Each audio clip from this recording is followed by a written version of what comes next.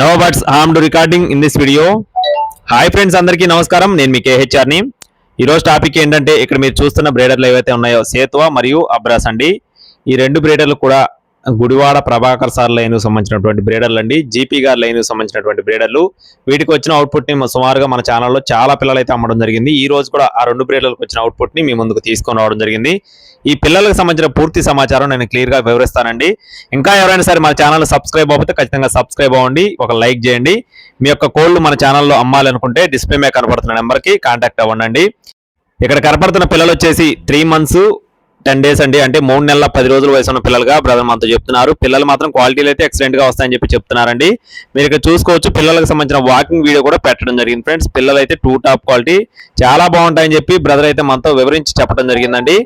మీకు ఒకవేళ ఈ పిల్లలు కనుక కావాలి అనుకుంటే టైటిల్లో బ్రదర్ నెంబర్ ఇస్తానండి.